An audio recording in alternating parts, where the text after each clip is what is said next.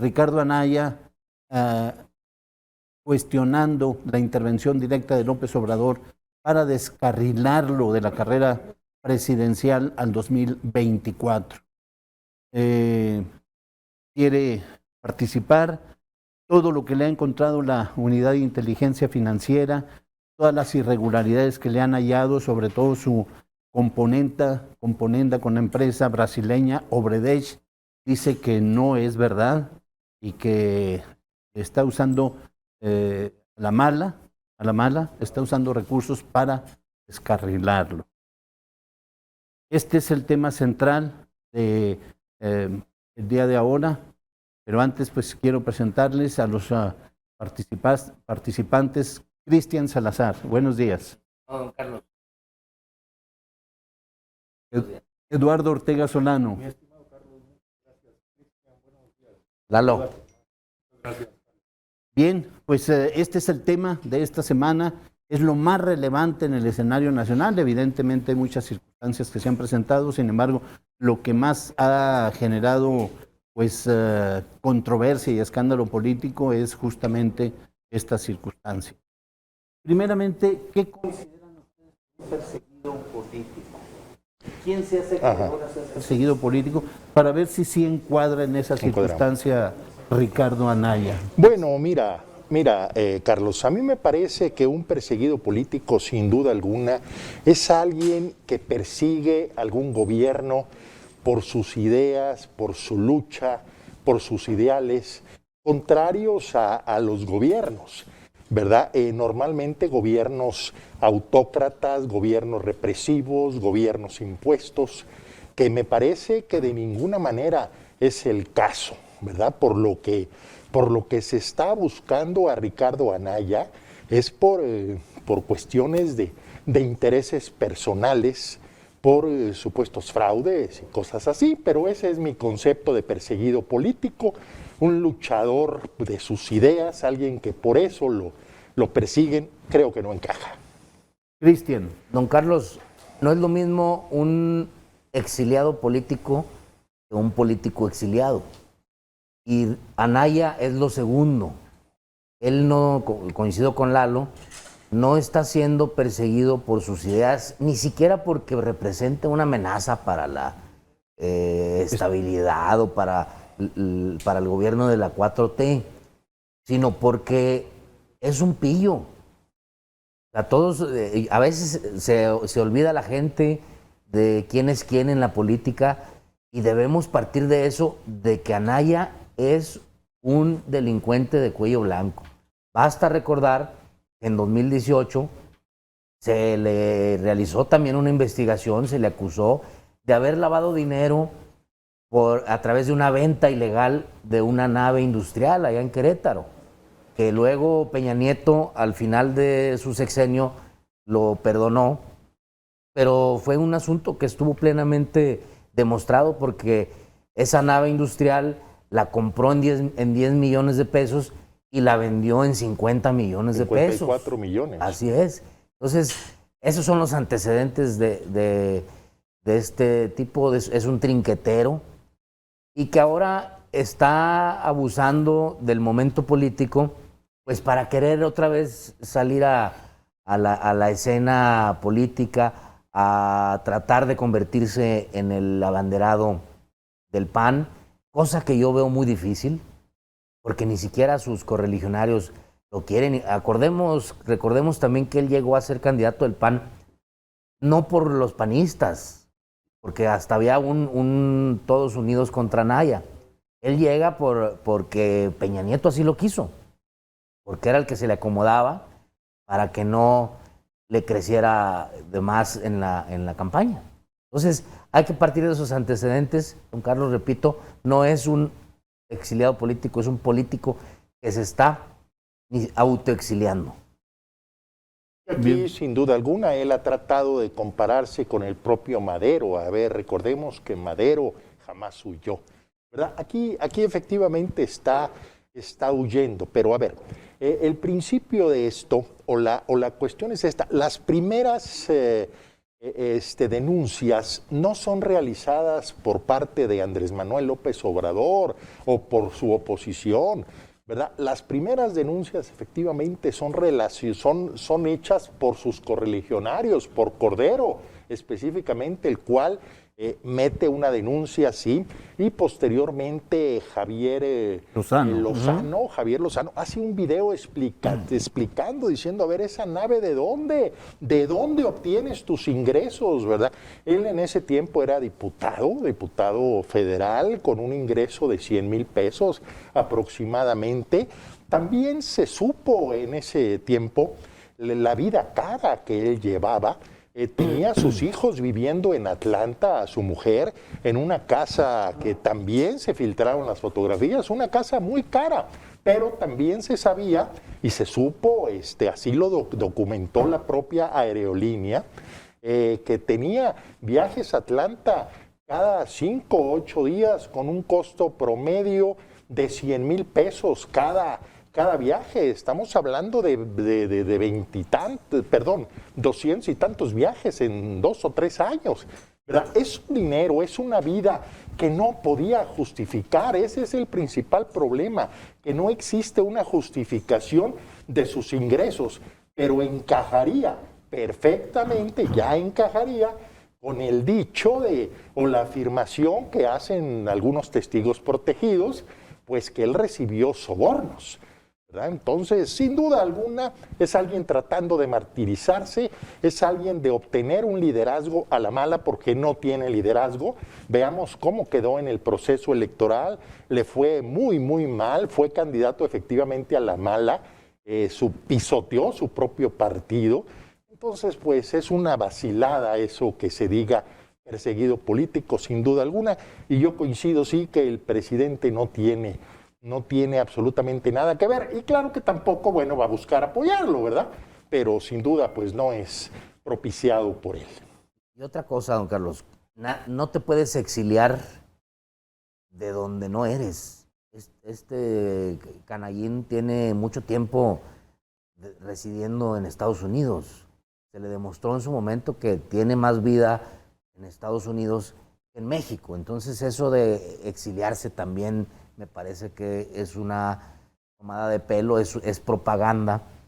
Y esto contextualiza lo que es propiamente, Ricardo Anaya, una caricatura. O alguien decía, es un meme. De por sí, él es un personaje ya caricaturizado por el propio López Obrador, que desde la campaña le puso Riquín Canallín. Y bueno, pues es una de esas cosas que te las ponen en el kinder y que ya no te las vas a quitar toda tu vida. Entonces, pues yo creo que el presidente aprovecha esa situación y hace de la mañanera el ring adecuado, pues para surtirle a este tipo de personajes, pues que se le ponen de pechito. Muchos no han entendido todavía lo que es la mañanera, además de ser un púlpito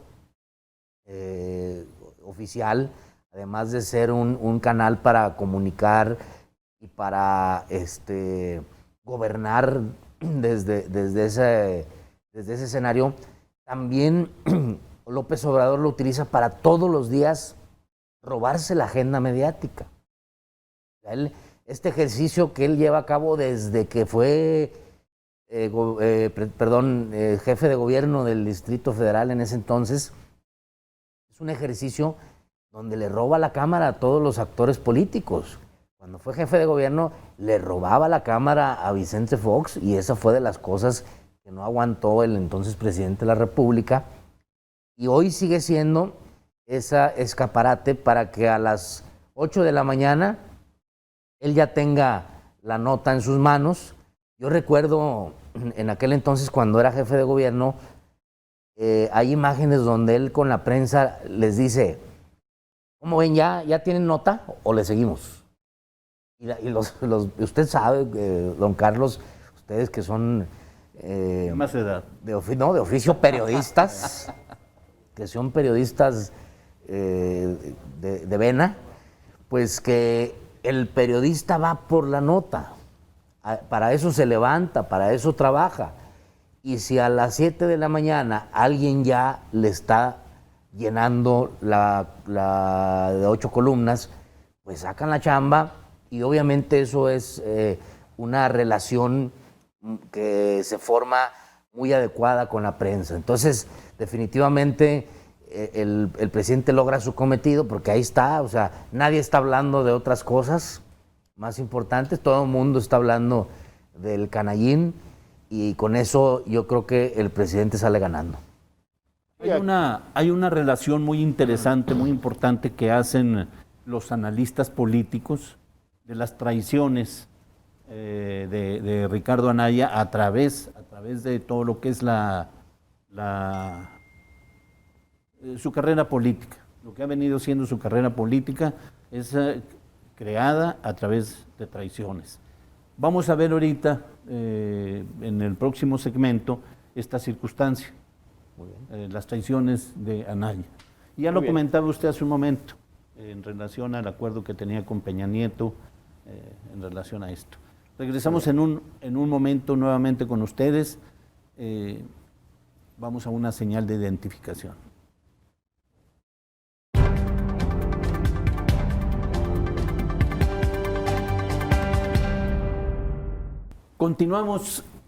Continuamos en la mesa de análisis aquí en Pico de Gallo.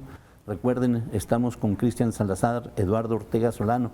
Inicialmente, este foro estaba incluido Alejandro Flores de la Parra, Alejandro Flores de la Parra, pero tuvo un accidente vehicular que esperamos que ya haya recibido la atención ahí de las autoridades correspondientes en este caso. Lo chocaron allí el vehículo estacionado fuera de su casa, una persona armada. Continuamos, nos quedamos en el segmento anterior en las traiciones de Riquín, como le dijo usted. Riquín, y así le puso, bueno, pues el presidente. Así le puso el presidente, ya se le quedó. Ricardo Anaya, las traiciones, una carrera política creada y generada a través de, pues efectivamente, traiciones con la gente que le apoyó, no solamente, hay mucha gente que se queja incluso dentro de su partido.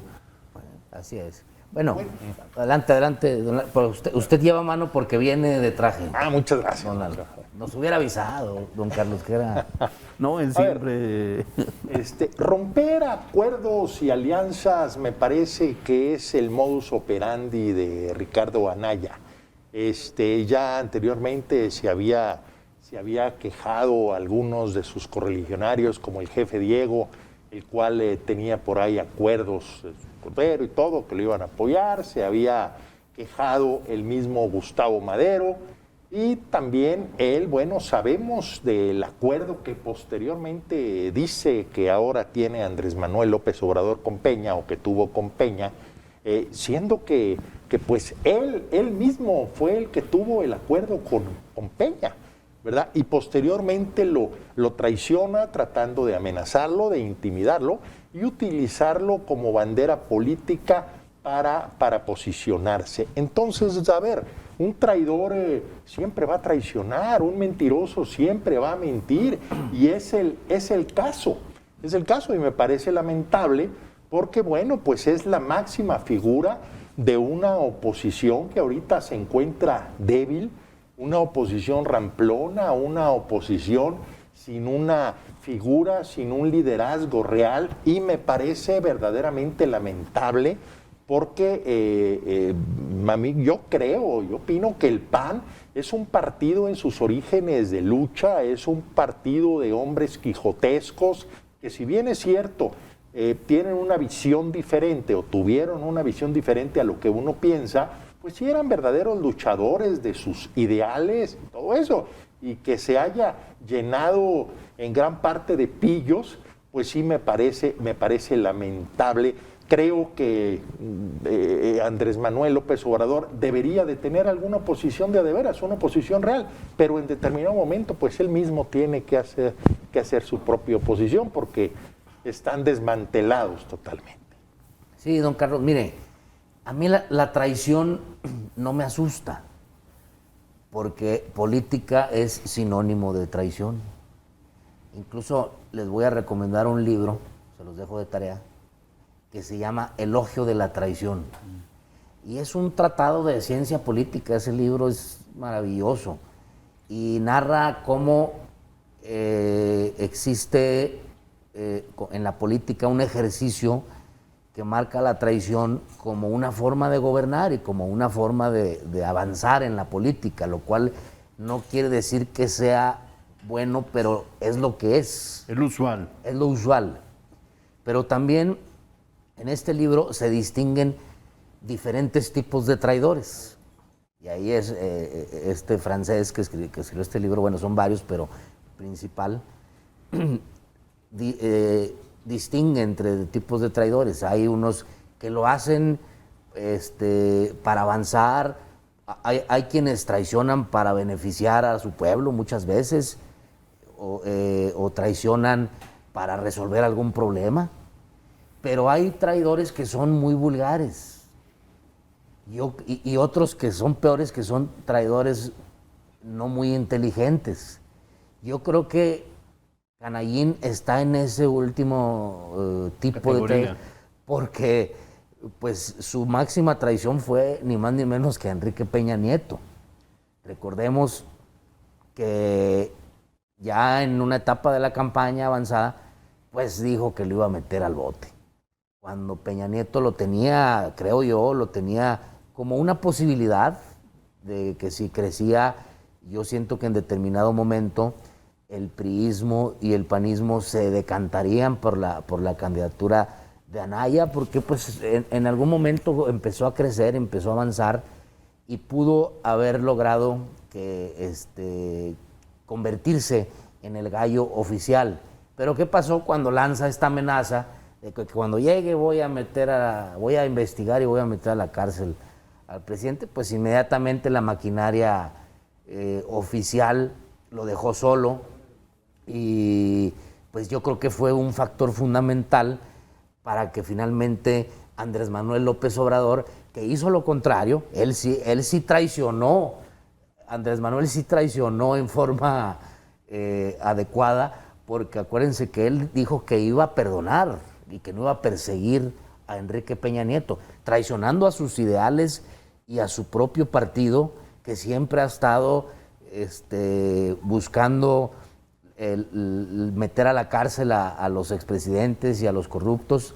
Y en ese momento Andrés Manuel lanza una amnistía por adelantado, y eso creo yo que le vale para que la clase más encumbrada sintiera cierta confianza de que si llegaba Andrés Manuel no iba a haber una persecución de los de a mero arriba. Como hay que decirlo, no la ha habido.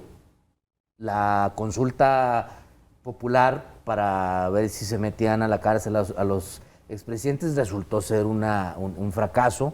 Creo que así estuvo diseñada para eso, porque Andrés Manuel tiene un compromiso de no perseguir.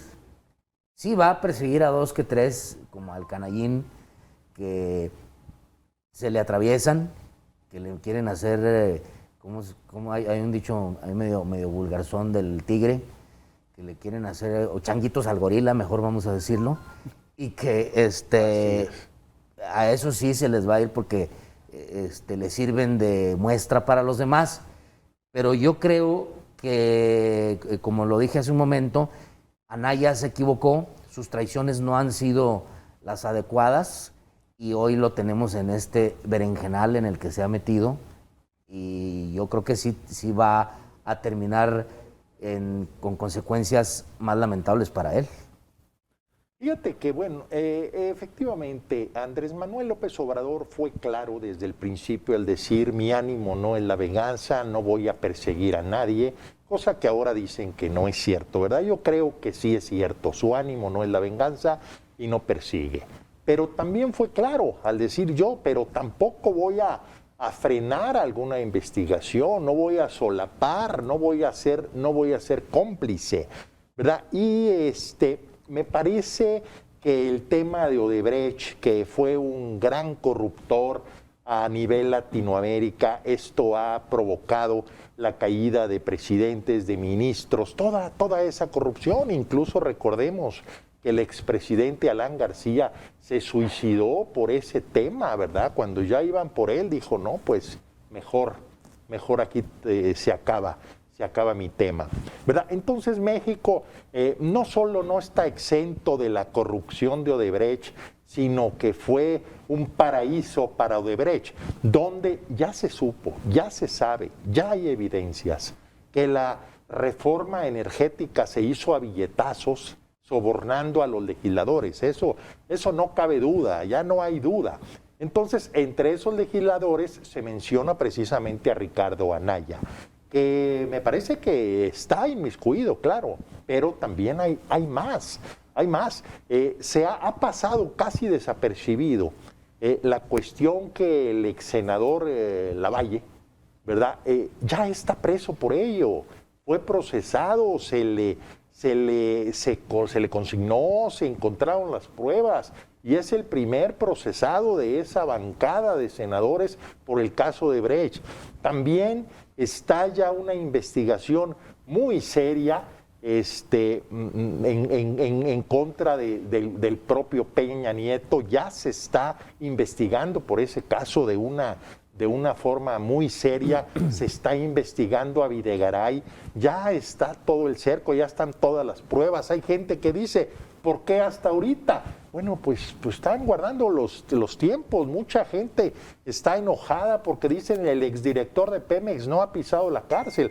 A ver, México, como siempre está en esto, o sea, es nueva propiamente, o se está utilizando hasta hace poco la figura de testigo protegido. Ahí se acogió el expresidente de Pemex, el cual dijo, bueno, pues yo voy a soltar, efectivamente, yo voy a soltar toda la sopa y voy a decir quién es quién. Y a ver, él era el que repartía el dinero, él era el encargado de los moches.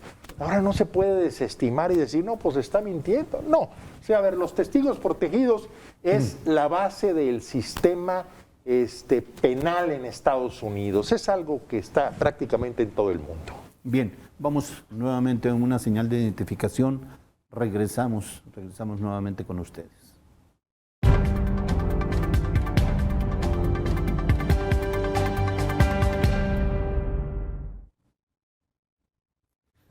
Continuamos en el programa Pico de Gallo. Eduardo Ortega Solano, Cristian Salazar, un servidor, Carlos Garza Limón. Miren, en el segmento anterior me mandaron algunos mensajes respecto a lo que expresó Cristian Salazar en el sentido de las traiciones de López Obrador.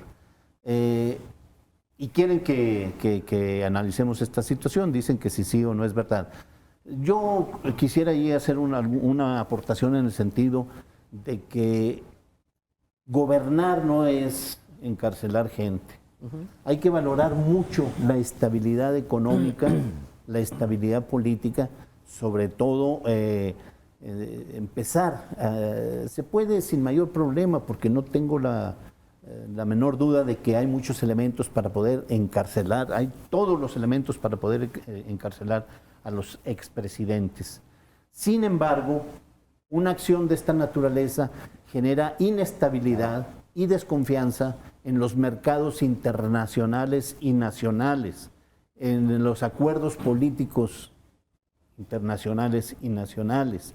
Es decir, empiezan los grandes mercados, los grandes capitalistas a retirar sus inversiones. Y esto sin duda genera un perjuicio laboral, económico, político al país.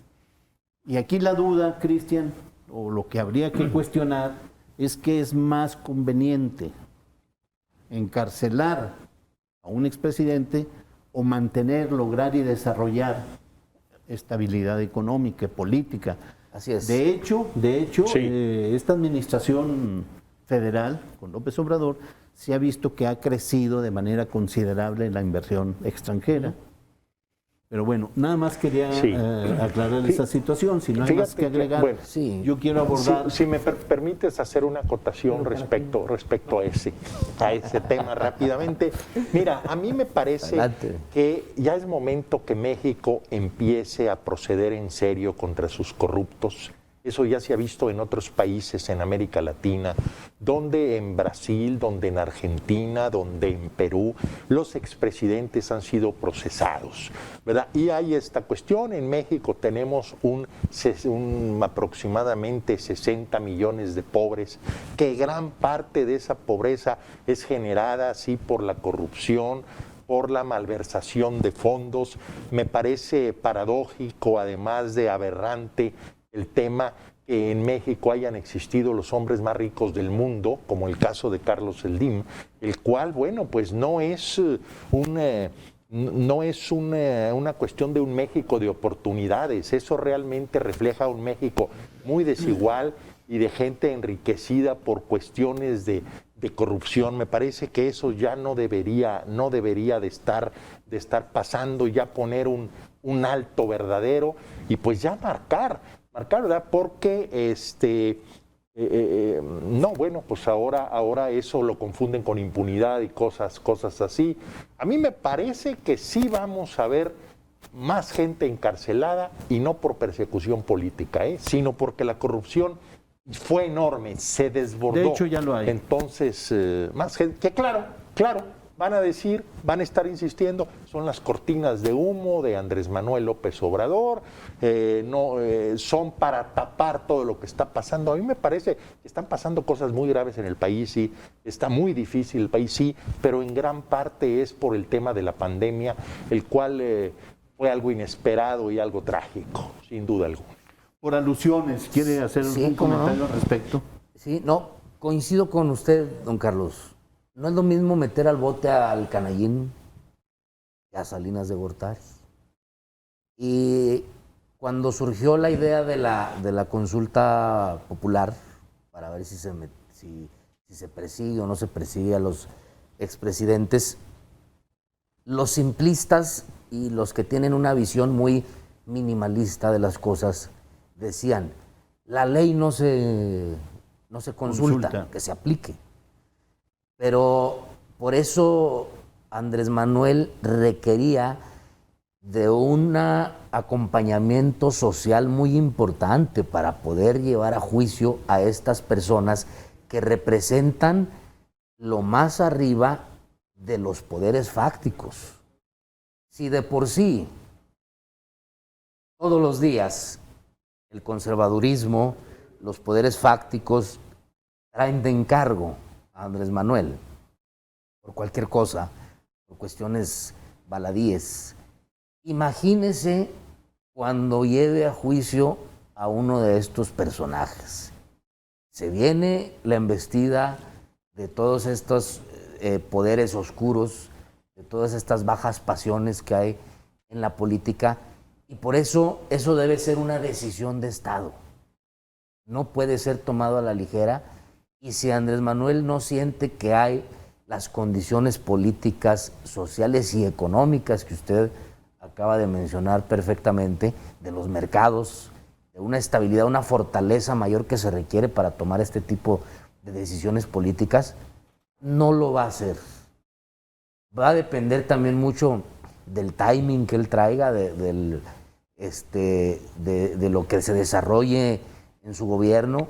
Va a depender mucho de la aceptación que él vaya teniendo al transcurso de su sexenio, porque eso sí, a quienes les conviene más que le vaya bien a Andrés Manuel son a estos expresidentes, porque si va baja su popularidad, entonces sí se los va a llevar ahí a la cárcel de Lecumberri, igual no, esa ya no existe, pero se los va a llevar a Almoloya, y ahí sí, para a lo mejor, como dice Lalo, para una cortina de humo o para recuperarse en una eventual caída en las preferencias, sí los puede llevar a juicio. Mientras tanto, hoy tiene niveles de aceptación muy importantes, no tiene una oposición fuerte, no tiene personajes que lo puedan desestabilizar. Yo creo que va a seguir en este camino de únicamente perseguir a peces medianamente gordos. Bien. Espero haber respondido. Sí, cómo no, sin duda. La inquietud. Y bueno, sobre todo para la ciudadanía en este caso, ya tienen una visión más de diversas posturas en relación a la política en este sentido que ha estado asumiendo López Obrador. Importantes, ya usted valore. Finalmente, el caso Obredech, que es el centro del problema, donde está implícito Ricardo Anaya. A ver, Obredech es una empresa brasileña, bastante consolidada, que tiene inversiones irregulares mediante sobornos en varios países latinoamericanos, entre ellos México. ¿Cómo trabaja Obredech? Bueno, se va al centro neurálgico de las estructuras jurídicas de los países para, mediante sobornos, consolidar y garantizar sus inversiones que sean fructíferas para sus intereses. Ejemplo, invierten, aquí en México se habla de 10.500 millones de dólares. Y el asunto radica en que el beneficio se cuenta en 129.000 millones de dólares. Es un beneficio muy por encima de lo que invirtió. En ese trato, en esa trácala, es donde se afirma y hay elementos probatorios donde participa Ricardo Anaya para decir que recibió dinero para votar a favor de la reforma energética. Ese es el centro del problema. Al menos que está en cuestión, obviamente hay muchos más, pero en cuestión ahorita es el caso Obredech, nuevamente revive con Ricardo Anaya. ¿Cuál es la opinión de ustedes? Fíjate que ya existían los antecedentes y existen los antecedentes de Odebrecht, de acusaciones que se hacen, donde ya habían intervenido, ya habían aportado cantidades para la campaña política de Enrique Peña Nieto. O sea, a ver, lo de Ricardo Anaya, lo de la reforma energética, es uno de los casos, pudiera ser que es la punta del iceberg en México, lo que más se socializó, lo que más se viralizó, lo que más se conoce. Sin embargo, la corrupción de Odebrecht viene desde muy atrás y ha estado influyendo en el rumbo de la política en México. Entonces, sí es algo grave, insisto, hay demasiados implicados en este tema.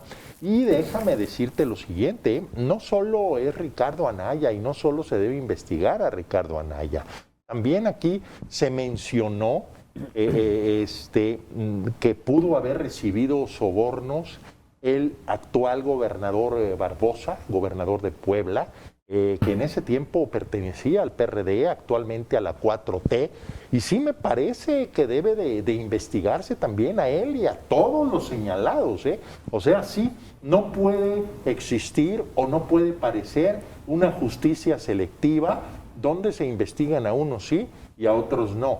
Aquí el exdirector de Pemex dio una lista de 70 agentes y todos deben de ser investigados, porque me parece que todos ellos están implicados o pudieran. ¿Por qué los menciona? No creo que nomás porque sí, pero también hay que ver todo lo que venía atrás, porque te digo, ya se comprobó, ya se vio que hay antecedentes desde la campaña de Peña Nieto. Entonces hay que ver desde dónde viene esto de Odebrecht, porque es cierto que Pemex era una empresa muy fructífera, muy próspera, y poco a poco se la fueron acabando, como fueron los gobiernos neoliberales, su costumbre de decir, quebrar las grandes empresas, como fue con Telmex, como con Ferrocarriles, con Pemex, con todo, para acabar con esto y privatizar cada vez más las paraestatales. Bien, nuevamente regresamos con ustedes en unos momentos. Vamos a un corte informativo.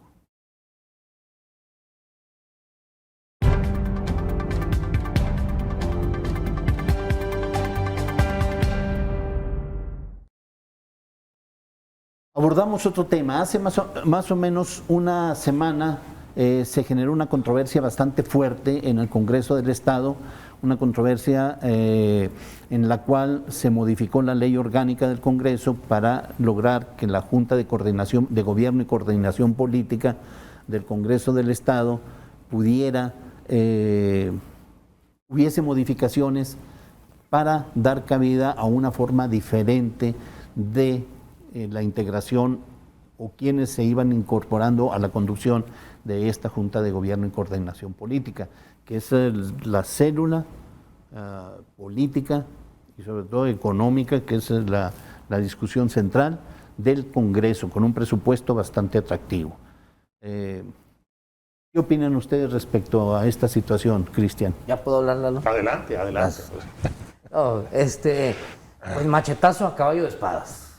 ¿Cuántas veces el priismo no hizo tantas chicanas para conservar muchos espacios, para relegar a la oposición? Recordemos todas esas leyes electorales que aprobaban para tener más plurinominales, para quedarse igual con la Junta de Coordinación Política que se hizo en algunas legislaturas pasadas. En fin, esta maniobra que hizo la bancada de Morena pues fue haciendo valer su condición de mayoría todavía en el Congreso del Estado, una maniobra completamente legal que a lo mejor puede ser moralmente o éticamente discutible, pero que en un escenario como el de Durango, donde no hay canales de negociación, donde no hay canales de comunicación,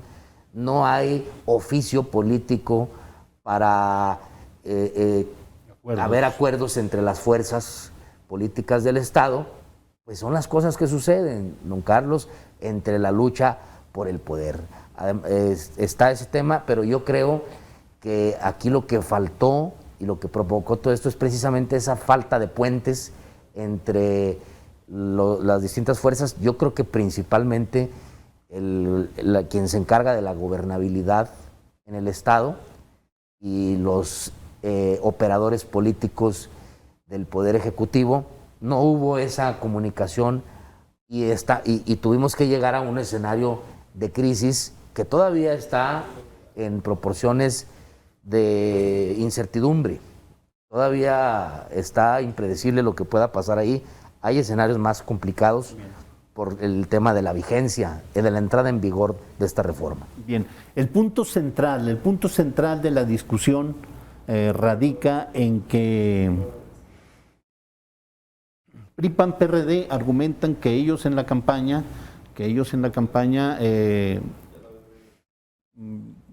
sacaron mayor votación y que esa alianza se la llevan al Congreso y dicen somos más, pero por partidos independientemente, que es lo que prevalece en el Congreso, los partidos, no las alianzas, quien sacó más fue Morena. Ese es el criterio que se utiliza, o sea, no se puede llevar la pandilla electoral a los grupos parlamentarios son de partido. Sí, bueno, se habla que Morena fue el partido más votado en Durango, que es la primera fuerza política. Eso sin duda alguna así es, ¿verdad? Sí es. Es algo que como se trate de decir, pues, es un hecho indubitable, no cabe duda. Pero también hay esta cuestión. A ver, en esta propia legislatura, el último año, se modificaron las reglas, se modificó la ley para que no tuviera la Junta de Coordinación Política el Partido Acción Nacional. Con esa ley se queda también el último año Morena PT se queda con la Junta. Con esa misma ley que se puso este año, le hubieran tocado los 3 años precisamente a esta alianza PRI-PAN-PRD. Astutamente dicen algunos, gandallamente dicen algunos otros. A mí me parece que haciendo valer una mayoría y haciendo valer la ley, Morena cambia la ley orgánica. ¿Por qué lo hace? Porque es legal, ¿Por qué? Porque lo puede hacer, sin duda alguna. Aquí a mí me parece que la política no es un concurso de moralidad y de buenas acciones. Y hay esta cuestión, a ver, sí es algo que hizo el PRI muchas veces y también gran parte de los integrantes de Morena vienen del PRI. El PRI sigue dando para dar y repartir hasta para su oposición. Yo he estado insistiendo que el PRI es el único partido que hace cuadros para todos. Pero bueno, a ver, a mí me parece que se hace una ley, no se publica. Aquí existe una cuestión una ley donde dice que existen hasta 15 días para publicarse. No han pasado esos 15 días porque son días hábiles.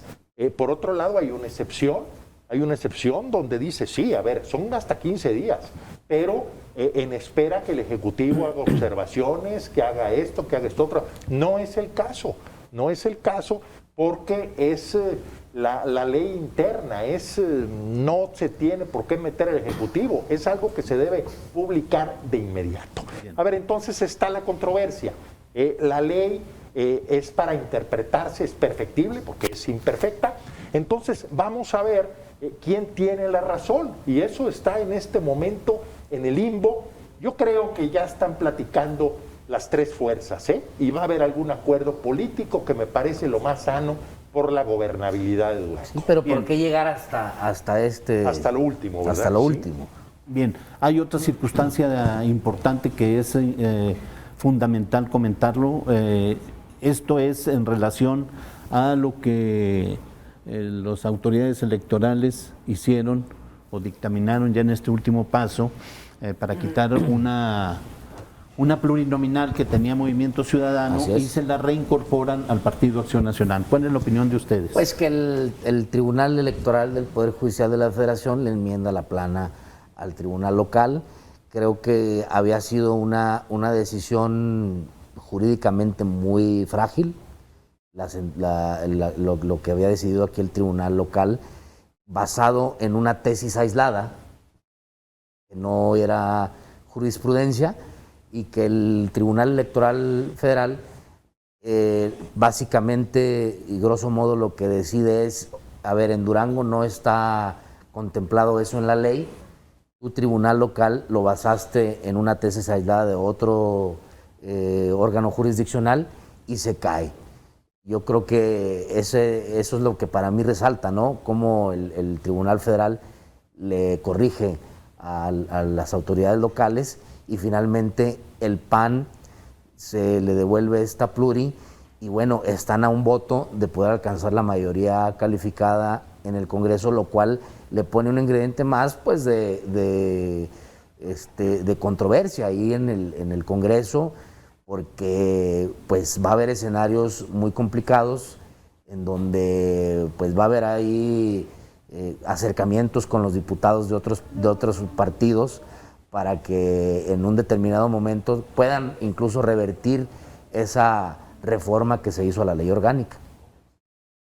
Y bueno, si no se publica la ley, van a tomar posesión con la ley que existe en este momento. Entonces hay que ver si el decreto nuevo va a valer o no va a valer, se publica o no se publica.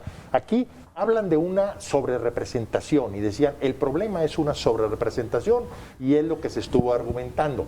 Sin embargo, la decisión fue, a ver, la pluri no fue para la coalición, la pluri pertenecía directamente al PAN. Entonces, aquí lo que dice Cristian se hizo en base no a la ley, sino a algo que no había generado a un criterio. Jurisprudencia todavía. El PRI amenaza con no acudir a la toma de protesta, lo cual generaría un vacío de poder. Si no acude, una crisis de poder, al no entrar en funciones la nueva legislatura. Amenaza con no acudir, no hay quórum, no es válido. ¿Qué puede pasar en este caso? ¿Cuál es la opinión de ustedes? No, bueno, pues definitivamente que sería un escenario muy lamentable y que nadie en su sano juicio prefiere, porque pues el Parlamento es la vida política del Estado y es un reflejo de la política en el Estado. como Lalo, yo también espero que ya estén platicando, que ya haya operación política por fin, ya hasta haber llegado hasta esta situación ya un poco tarde, pero bueno, esperemos que los operadores del gobernador, de Morena, del propio PRI puedan llegar a un acuerdo y no llegar a ese escenario, don Carlos, que sí sería muy lamentable. Me 30 parece segundos. un escenario muy poco viable, creo que se están amagando, creo que hay vencidas, pero al final de cuentas se tienen que instalar porque el gobernador va a entregar ahí el informe y todo eso, y todo va a salir bien, creo yo. La duda es si va a estar en vigencia una ley o la otra. Bien, pues les agradecemos que nos hayan Contrario. acompañado en esta misión de Pico de Gallo, ya despedida. Muy bien. Muchas gracias, don Carlos. Cada vez que nos invite. Bien, Muchísimas gracias, Carlos, a la orden, y pues invítanos más seguido y danos más tiempo, por favor. sí, Y avísenos claro. que es de gala. Vean aquí la estampa de Eduardo Ortega Solano, un tejano, pues, que es, es dueño de pozos fíjate petroleros que y todo. Es sombrero de vestir, no es tejana, Pues es hasta como cordobés, Pero ¿no? sí, pero Ándale. muchas Sí, ¿verdad? gracias. Bien, pues les agradecemos que nos hayan acompañado en esta emisión de Pico de Gallo. La próxima semana le tendremos una información importante. Nos va a acompañar el señor gobernador la próxima semana, va a estar aquí con nosotros en Lo Más Seguro. Hay mucho que informar también de parte del Ejecutivo y nos vemos la próxima semana. Un servidor, Carlos Garza Limón. Hasta una semana.